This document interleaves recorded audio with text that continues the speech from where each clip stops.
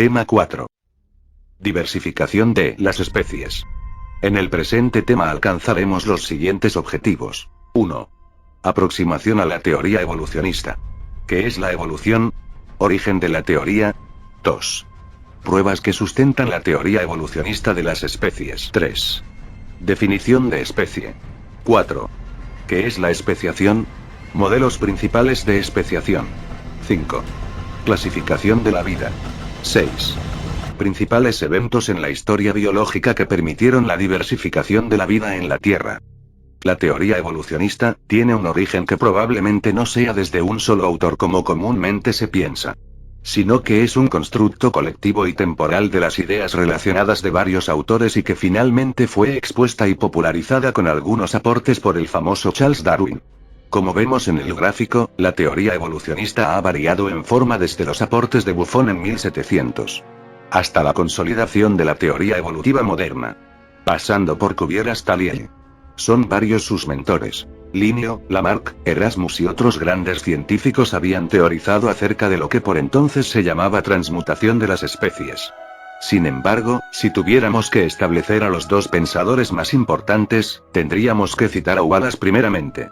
Durante expediciones en Malasia, Wallace llegó a la conclusión de que la selección natural era una especie de mecanismo que determina la adaptación y especiación de los seres vivos. Posteriormente Darwin tomó esta tesis y la publicó en su libro El origen de las especies. La idea central de Darwin era que los organismos con rasgos desventajosos serían eliminados lentamente a través de una selección negativa, o purificadora, mientras que aquellos con características ventajosas se reproducirían con mayor frecuencia y pasarían esas características a la próxima generación, selección positiva. Darwin ahondó en el debate cuando sus teorías fueron observadas por otros naturalistas con el ejemplo de las jirafas. Una población de jirafas, en la cual habían individuos con cuellos largos que les permitía llegar a la copa de los árboles más altos. La otra población, que solo accede a los arbolitos más bajos, o las partes bajas de los árboles. El poder acceder a mejor recursos alimenticios, permite sobrevivir a las poblaciones de jirafas de cuello largo, frente a las de cuello corto que eventualmente se extinguen. Si bien esta teoría de Darwin se consideró definitiva y hoy es conocida y popular, incluso en los ámbitos más alejados del mundo científico, por ejemplo en sociología, luego de Darwin muchos científicos contribuyeron a mejorar y afinar la teoría, en lo que hoy se conoce como la teoría sintética de la evolución. La teoría sintética de la evolución considera además que las variaciones genéticas, que se orientan a la adaptación de los organismos, lo que popularmente se conoce como la supervivencia del más apto, tienen efectos principalmente sobre individuos de la especie, de modo que los cambios fenotípicos de una especie se producen mucho más gradualmente. Esta síntesis está basada en 4 variables. Variabilidad de la descendencia. Reconoce que las características de una especie son heredadas en forma de unidades separadas llamadas genes. La variación dentro de una población se debe a la presencia de múltiples alelos de un general. Selección natural. La selección natural elimina a los menos aptos en naturaleza y permite la supervivencia de los más aptos. Variación de las frecuencias génicas. Los agentes que cambian las frecuencias alélicas, o génicas, de las poblaciones, o sea los factores de evolución, son la mutación, la deriva genética, la migración y la selección natural. La variación es la materia prima de la evolución. Sin variación genética no es posible la evolución. Aislamiento geográfico. El aislamiento geográfico de una población original, permite la variación de la especie, a lo largo del tiempo y espacio, originando otra. Este factor permite el proceso de especiación, es decir, el origen de una nueva especie. Como vemos, el aporte de la genética y la biología molecular, así como el de la biogeografía, han enriquecido y modificado en cierta forma las primeras teorías propuestas por los naturalistas, como Lamarck, Darwin y Wallace. Pruebas de la evolución. La teoría evolucionista de las especies, al ser una teoría científica, debe mostrar las pruebas para sustentarse. La teoría evolutiva sigue hoy en día siendo fuente de profundo debates entre biólogos, ya que para lo que algunos son pruebas, para otros son solo elementos de pruebas, o simplemente especulaciones convenientes. Sin embargo, en la comunidad científica actual, que admite la evolución como un hecho incontestable, se reconocen algunas pruebas de distinta índole. Aquí veremos 4 de ellas, que podrían ser las principales. Las pruebas paleontológicas, pruebas biogeográficas, las pruebas anatómicas y las pruebas biomoleculares. El registro fósil ha aportado grandemente a la comprensión de la diversidad biológica en la Tierra. Y ha sido esencial para el desarrollo de disciplinas como la anatomía comparada, la paleontología, la filogenia y la sistemática. La paleontología como ciencia que estudia los fósiles, restos de organismos prehistóricos, es fundamental para la teoría evolucionista. Gracias a sus estudios, hoy sabemos que todas las formas de vida actuales debieron tener un antepasado, tanto común como específico. El registro fósil nos permite en teoría observar los cambios que han ocurrido en una especie a lo largo del tiempo, es decir, miles o millones de años. Por ejemplo, un antepasado común de todas las aves, son los dinosaurios emplumados del período Jurásico de hace 150 millones de años. Huesos huecos, presencia de una protoquilla, plumas asimétricas entre otras características.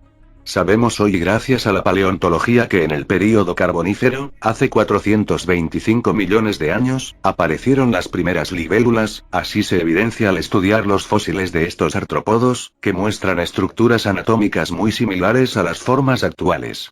El aporte de la paleontología, no solo se limita al reino animal, como vimos anteriormente es posible estudiar inclusive bacterias fósiles, plantas, y obviamente los orígenes del ser humano, los primeros homínidos sobre la Tierra, hasta los fósiles de los primeros seres humanos.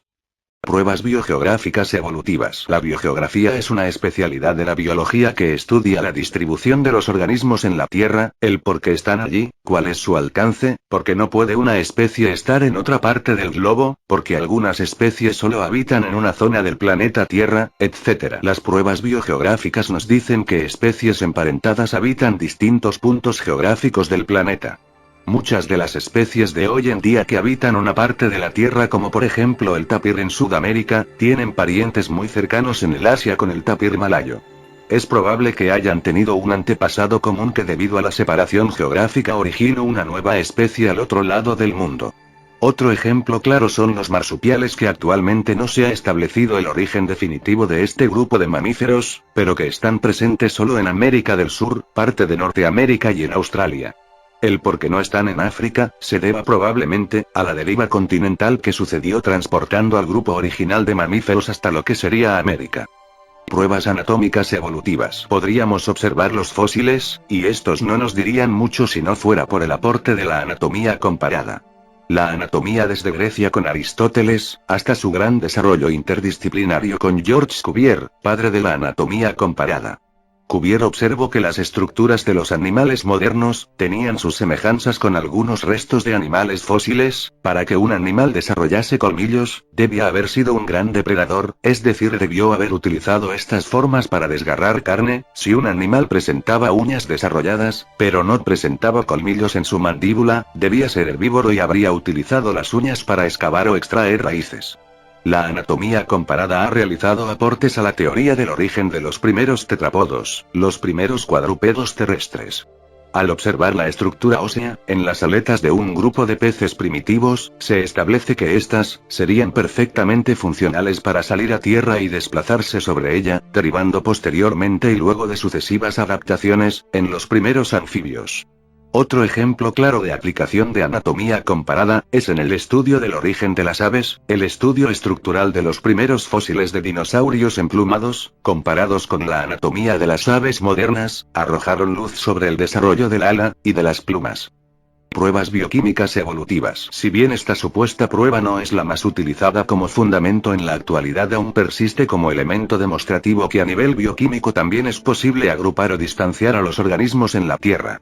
Consisten en comparar ciertas moléculas, que aparecen en todos los seres vivos de tal manera que esas moléculas son tanto más parecidas, cuanto menores diferencias evolutivas hay entre sus poseedores, y al revés. Esto se ha hecho sobre todo con proteínas, por ejemplo proteínas de la sangre, y con ADN. La aglutinación es un proceso por el cual, células en suspensión se agrupan entre sí, por acción de un antígeno o anticuerpo. Mientras más parecido sea el porcentaje de aglutinación entre una especie A y otra B, más próximas están una de la otra. Es el caso del gráfico del ejemplo, donde los primates, gorila y chimpancé están más próximos evolutivamente que al orangután dado el porcentaje de aglutinación similar, mientras que el ser humano es el más próximo al chimpancé, pero demasiado alejado evolutivamente del caballo. Con todas las pruebas de la teoría evolutiva, vistas de manera general, podemos pasar a definir el concepto de especie. ¿Qué es una especie? La ciencia define a una especie como individuo o conjunto de individuos cuya reproducción es natural que resulta en descendencia viable y fértil. Otra definición. Se le denomina a cada uno de los grupos, en que se dividen los géneros, es decir, la limitación de lo genérico en un ámbito morfológicamente concreto. En biología, una especie es la unidad básica de la clasificación biológica. Puede parecer que la definición de especie es muy clara y definitiva, pero no es así. En la naturaleza hay muchos casos en los que es difícil aplicar esta definición. Por ejemplo, muchas bacterias se reproducen principalmente de forma asexual. La definición de especie como un grupo de individuos capaces de reproducirse entre sí no es fácil de aplicar a organismos que se reproducen única o principalmente de manera asexual. Origen de las especies. Las especies se producen por un fenómeno natural que se denomina especiación, es decir, la aparición en un momento dado en la historia natural, de una nueva forma de organismo distinta a todos los anteriores. Pero que proviene de otro organismo más primitivo, con el cual comparte un parentesco ancestral, y del cual se diferenció en algún momento dado. La especiación debe forzosamente actuar si solo hay diferencias importantes a nivel genético, que permitan solamente aparearse entre individuos de la nueva especie y no entre el ancestro y la nueva especie. ¿Qué origina esta diferenciación? Pues bien, se cree que es un conjunto de factores, algunos de ellos los que conforman las bases de la síntesis evolutiva, factores genéticos, geográficos y del azar, porque en la teoría el hecho de que una especie derive en otra distinta o en otras, es el resultado de una adaptación al medio y cuyo fin, si vale el término, es la supervivencia. Como vemos en las imágenes, un organismo puede ser similar a otro en cierta. En el ejemplo tenemos dos aves de presa muy parecidas. El águila calva, y el águila pescadora africana, sin embargo, pertenecen a regiones geográficas muy distantes, mientras que una habita Norteamérica, la otra solo vive en el África, y no pueden reproducirse entre ellas. De la misma manera con mamíferos como los chanchos de monte, a simple vista extremadamente parecidos, pero que pertenecen a dos especies diferentes, el chancho tropero, y el taitetú, que si cruzaran y lograran obtener descendencia esta sería un híbrido estéril, imposibilitado de reproducirse, por lo tanto inviable biológicamente. Actualmente se reconocen 4 tipos de especiación. Alopátrica, peripátrica, parapátrica y simpátrica. Veremos aquí 2 de ellas, la especiación alopátrica y la simpátrica. Modelo de especiación alopátrica. En este escenario, la especiación ocurre como una consecuencia de la adaptación local y de los cambios genéticos ocurridos en poblaciones separadas geográficamente. 2 poblaciones A y B de una especie se desarrollan en 2 hábitats distintos y separados, de manera que los organismos de una población no se entrecruzan con los de la otra. Este proceso de selección natural divergente entre ambientes produce diferenciación genética y fenotípica entre poblaciones, así como una adaptación local, es decir, poblaciones ajustadas a condiciones ambientales particulares. Modelo de especiación simpátrica. La especiación simpátrica se da cuando una especie está sometida a un estrés ecológico que requiere que la especie se adapte, por ejemplo una superpoblación de individuos. Como respuesta, las poblaciones de individuos se especializan en su alimentación, dejando de competir entre sí. Esta alimentación bien puede ser un nuevo tipo de plantas, en los herbívoros, otras presas en los carnívoros o nuevas especies a las que parasitar. Esta especialización produce 2 poblaciones distintas, probablemente muy similares morfológicamente, el caso particular del ejemplo anterior de los chanchos de monte, que muchas veces comparten un mismo hábitat, pero que son como sabemos 2 especies distintas. La clasificación de las especies. Las primeras clasificaciones de los organismos, las plantearon Linneo y luego aportó los estudios de Haeckel, entre los principales y más relevantes. Linneo clasificó la vida en 1735 en 2 grandes grupos, diferenció a los animales por un lado y a las plantas por el otro. Se lo considera el padre de la taxonomía. Ernest Haeckel fue el primer científico en establecer un árbol genealógico entre los distintos órdenes de animales. También intentó aplicar la doctrina de la evolución a los diferentes problemas que se planteaban en la religión y la filosofía. En su libro Morfología General de los Organismos, 1866, Haeckel plantea una representación a manera de árbol, en la que se establecen las relaciones de parentesco entre los especímenes. A la anterior clasificación de Linneo, Haeckel le aumenta un tercer grupo, el protista, la vida microscópica. Gracias al avance de la microscopia, se incluye por primera vez a los organismos microscópicos en su árbol de la vida.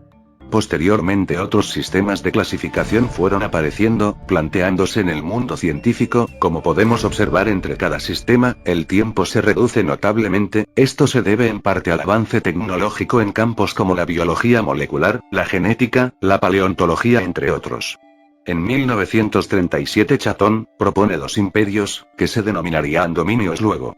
El imperio procariota y el eucariota, ambos diferenciados por el tipo de célula.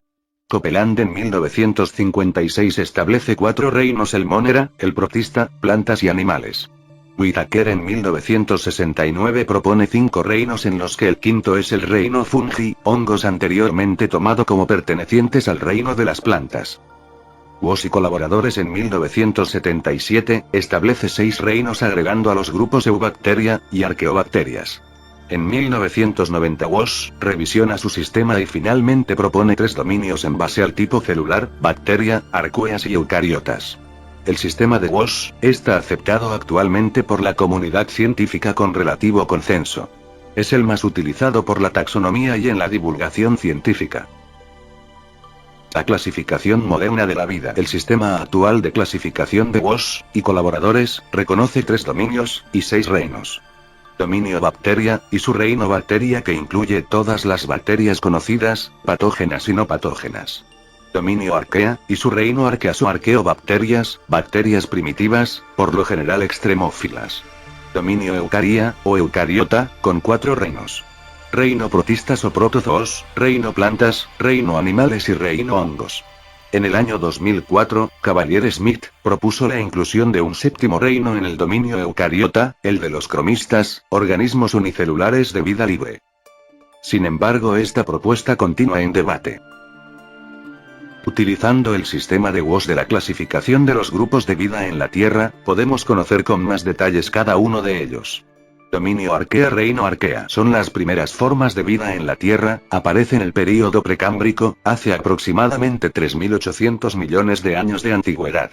Como vimos en el anterior tema, es muy posible que hayan aparecido en las fumarolas submarinas, o en los estuarios de la Tierra primigenia. Algunas de sus características son: pared celular formada por glucoproteínas, polisacáridos o ausente. Estructura celular: sin orgánulos, sin núcleo, rodeado de membranas. La reproducción: es asexual por fisión binaria, o fragmentación. Realizan quimiosíntesis. Sus fósiles se denominan estromatolitos y son los fósiles más antiguos. Las formas actuales incluyen bacterias termofílicas, que sobreviven en temperaturas extremas que podrían desintegrar a cualquier otro tipo de forma bacteriana. Dominio bacterias, reino bacterias. Conviene recordar que las bacterias y las arqueas son procariotas unicelulares.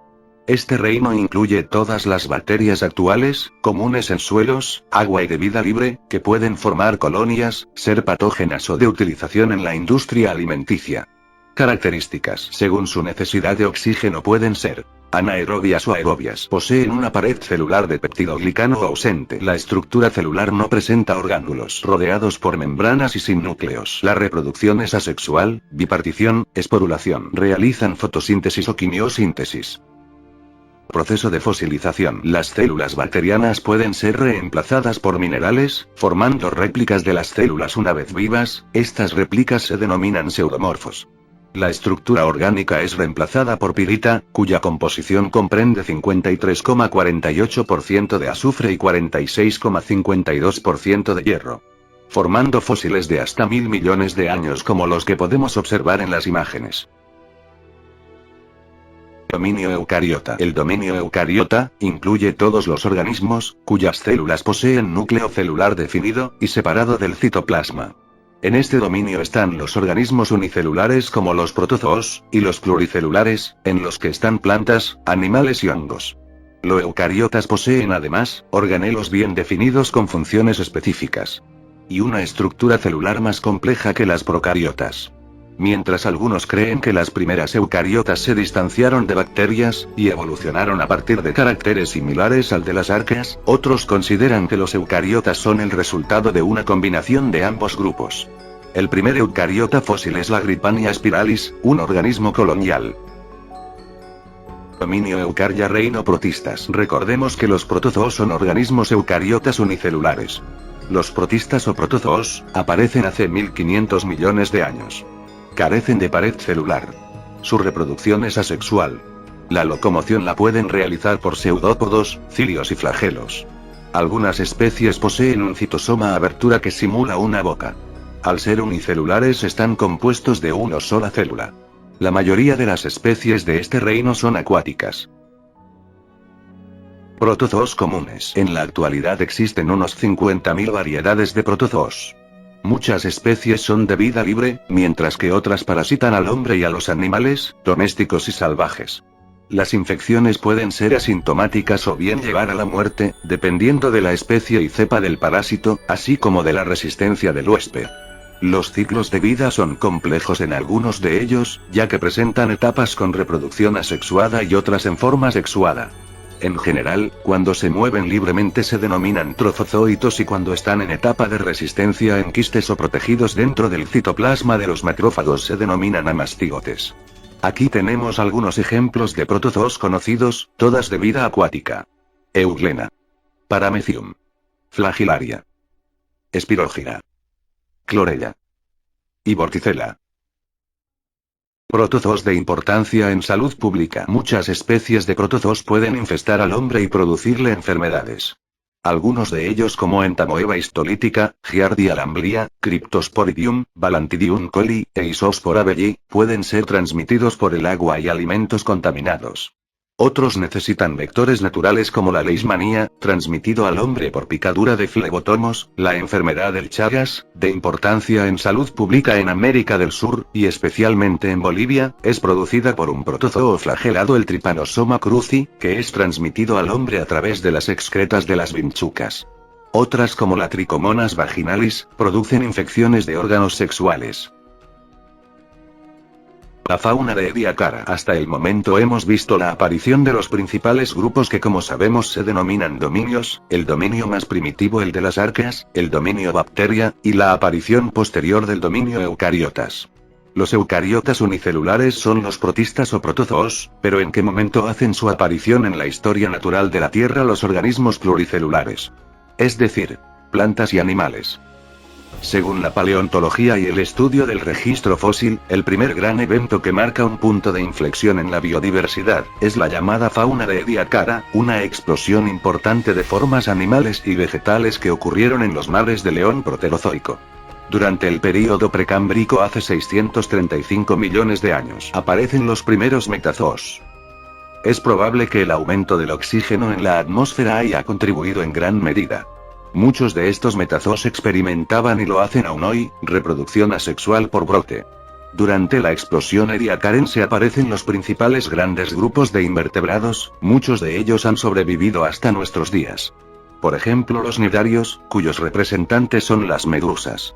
Por otra parte, las primeras plantas son resultado de las algas marinas primitivas, colonizaron la Tierra en forma pluricelular durante el período silúrico, hace unos 400 millones de años aproximadamente.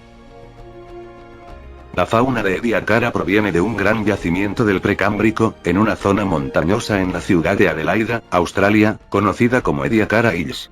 Era increíblemente rica en su biodiversidad, algunas formas conocidas estaban ancladas al sustrato facultativamente, como el Fractophusus, cuyo fósil podemos ver en la imagen.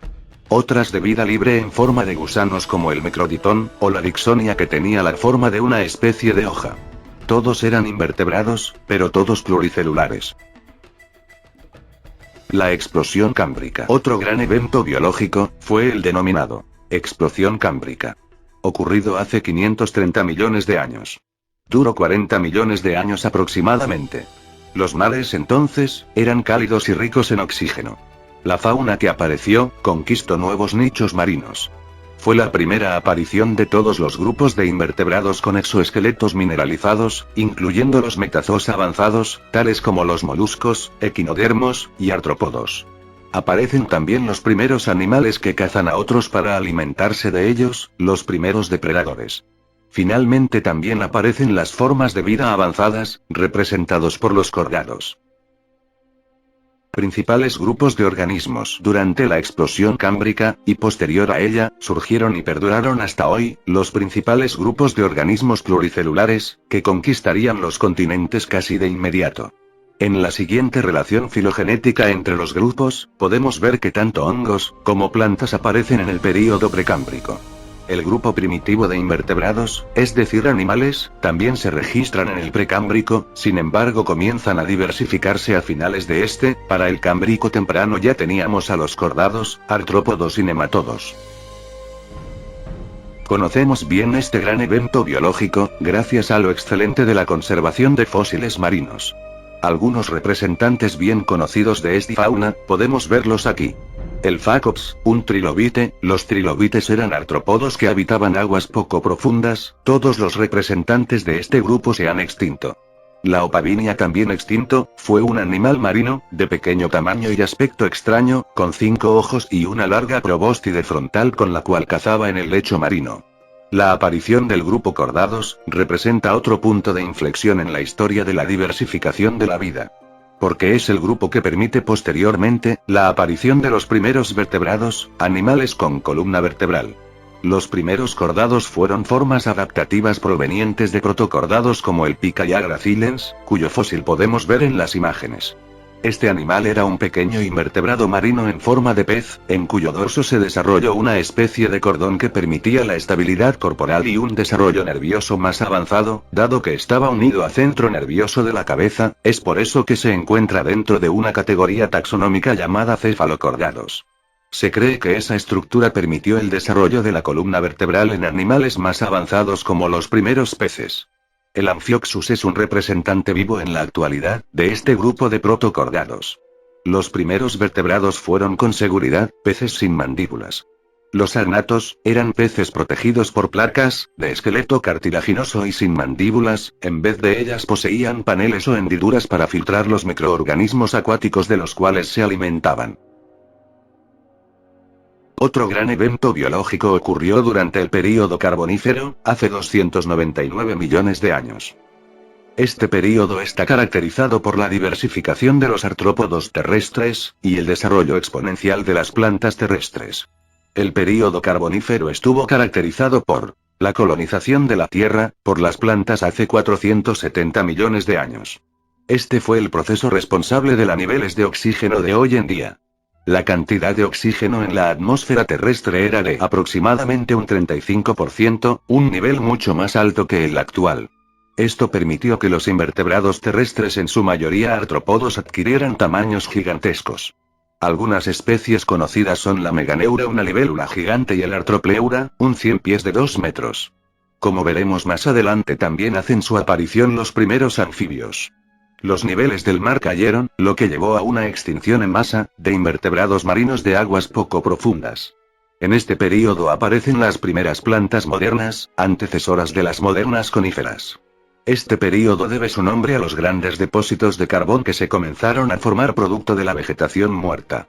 La mayoría de estos depósitos se encuentran en determinadas partes de Europa, América del Norte y Asia, regiones que, durante el Carbonífero, se encontraban situadas en el trópico, y contaban con una vegetación exuberante. Radiación de los vertebrados. Con ecosistemas terrestres perfectamente desarrollados y muy complejos, los vertebrados comenzaron a colonizar las tierras continentales paulatinamente.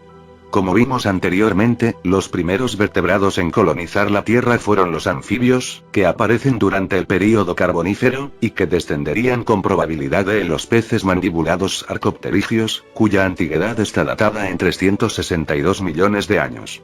La característica de estos peces era la presencia de estructuras óseas en las aletas que les hubieran permitido salir a tierra por breves periodos, y avanzar con relativa efectividad, de un cuerpo de agua a otro en tiempos de sequía. Hace 362 millones de años aparecen en el registro fósil los anfibios. Posteriormente un grupo de estos animales se separó y desarrolló características adaptativas al medio terrestre determinantes para su separación definitiva del medio acuático. Una de estas características fue el huevo clepdoico, un tipo de huevo sólido, calcáreo que permitía el desarrollo del embrión en la tierra, protegiéndolo de los depredadores naturales. Este huevo es propio de los reptiles, por lo que la conquista definitiva de la Tierra le pertenece a este gran grupo. Se cree que el Hylonomus, un animal con aspecto de lagartija, de unos 20 centímetros de longitud, fue uno de los primeros reptiles, vivió hace unos 315 millones de años, al final del período carbonífero, y su linaje se diversificó tanto, que permitió con posterioridad la aparición de dos grupos importantísimos. Durante el Pérmico y el comienzo de la era Mesozoica, los reptiles se encargaron de dominar todos los nichos. Se adaptaron tanto al medio que desarrollaron formas de increíble variedad. En el Pérmico un grupo de reptiles comenzó a radiar adquiriendo características nuevas, antes no vistas en la Tierra. Este grupo denominado terapsidos, estaban representados por animales con cráneos mucho más complejos, y con una dentadura variada, con colmillos, y protomolares que les permitió especializarse en su dieta y alcanzar nuevos hábitats. Se cree que el grupo de los terapsidos dio origen a los primeros mamíferos del Triásico, que eran pequeños animalitos del tamaño de un ratón, pero que posteriormente dominarían el mundo como lo sabemos muy bien los seres humanos. Durante el Triásico y principios del Jurásico apareció otro grupo proveniente de los reptiles, el de las aves. Las primeras aves aparecieron durante el Jurásico hace unos 150 millones de años. Ya presentaban plumas, huesos huecos y una protoquillas. Se desarrollaron y perduraron en variedad de formas hasta nuestros días. Finalmente, y observando el cuadro ilustrado, sucede el último gran evento evolutivo, un evento trascendental que impactará no solo a la especie surgida, sino al planeta entero.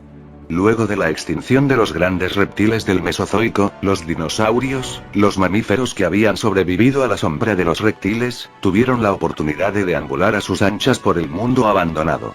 Aquellos nichos ocupados por los reptiles estuvieron de pronto disponibles, y con ellos una cantidad de alimentos distintos y nuevos a los que no habían podido acceder durante millones de años. Los hábitats ahora les pertenecían a los mamíferos y por ende, el desarrollo de este grupo fue exponencial. Durante el Cenozoico el mundo perteneció a los mamíferos, que alcanzaron formas tan variadas e impresionantes como los antiguos dinosaurios. Este desarrollo derivó en la aparición del ser humano, la especie suprema. La paleontología, y la antropología física, ha develado luces en torno a nuestros orígenes. Se cree que el Homo sapiens, así denominada a nuestra especie, descendió de un grupo de primates avanzados, los homínidos. Los primeros seres humanos datan de hace 350.000 años, cohabitaron la Tierra con otros homínidos como los neandertales, y es posible que en algún momento haya habido un cruzamiento entre ambas especies. Sin embargo, gracias a su capacidad para resolver problemas, su intrincada estructura social, y al desarrollo de la caza estratégica, el Homo sapiens logró adaptarse y sobrevivir. Esta capacidad adaptativa le permitió expandirse por el mundo, dominar los elementos naturales y ocuparlos a su favor, sometió los recursos naturales para su beneficio y se posicionó en la cúspide de la cadena alimenticia, el superdepredador definitivo. El advenimiento de la agricultura, la domesticación de los animales y la escritura empujaron al ser humano a la era de las civilizaciones, cuyo legado lo vivimos hoy. Los grandes eventos en la vida han sido, en efecto, discontinuos, pero como veremos más adelante hay un patrón curioso que antecede a cada gran explosión de la vida. Podríamos, y debemos simplificar toda esta información para fines didácticos. Los 3.500 millones de años, desde la aparición de las arqueas, hasta el surgimiento de nuestra especie. Alrededor de 2,700 millones de años atrás, aparecen las células eucariotas. Hace 1.000 millones de años atrás aparecieron las algas multicelulares. Aproximadamente hace 565 a 570 millones de años atrás, en el Precámbrico tardío, los primeros organismos multicelulares complejos aparecen en el registro fósil, incluyendo esponjas y medusas, correspondientes a la peculiar biota de Ediacara. Hace 530 millones de años, se produjo la explosión del Cámbrico. Representa empinadas subidas hasta el gradiente de complejidad biológica. La explosión cámbrica, en particular, representa un salto notable en el contenido de la información del mundo biológico. Hace 150 millones de años aparecen las primeras aves. Finalmente, hace 350.000 años, aparece el ser humano. Homo sapiens sapiens. Grandes extinciones. Habíamos hecho notar que antes de toda gran explosión biológica podríamos identificar un suceso antagonista. Un evento que a primera impresión no cabría citarlo dentro de la diversificación de la vida en la Tierra. Pero que sin embargo tiene un papel mucho más importante del que sospechamos. La extinción. Observando el gráfico, podemos dar cuenta de ello. Hace 600 millones de años, el crecimiento exponencial de la biodiversidad terrestre comenzó el ascenso, durante millones de años. Llegado a una cota máxima, este crecimiento se interrumpe bruscamente, y sucede un evento de extinción masiva. Cada evento de extinción barre con una cantidad de especies, pero además elimina a grupos enteros que ya no aparecen más en la Tierra. La primera extinción masiva de la que se tiene conocimiento es la del Ordovícico. Formas marinas desaparecen. La diversidad biológica cae notablemente, y sin embargo vuelve a subir. Con cada extinción la biodiversidad tiende a recuperarse, a estabilizarse nuevamente, debido a factores ambientales, extraplanetarios y genéticos. Los eventos de extinción masiva son relativamente frecuentes a lo largo de la historia de la vida. Luego de la extinción permo-triásica, el proceso de recuperación de la biodiversidad tardó. Pero sufrió, a excepción de pequeñas extinciones como baches, un crecimiento exponencial. Si observamos bien, ni siquiera la extinción de los dinosaurios logra mermar este patrón. Posterior a ella, la riqueza biológica en un lapso de 250 millones de años, pasó de 200 familias vivas en la Tierra desde la extinción del Ordovícico, hasta casi 800. Viendo este registro, podemos decir que la vida tiene capacidad de resiliencia. Por más catastrófica que pueda ser un evento de extinción, la vida encuentra la forma de recuperarse. Así como los grandes eventos de explosión de la biodiversidad, la extinción es un proceso natural, factores varios intervienen. Sin embargo, desde hace 350.000 años, un factor que se llama ser humano ha contribuido.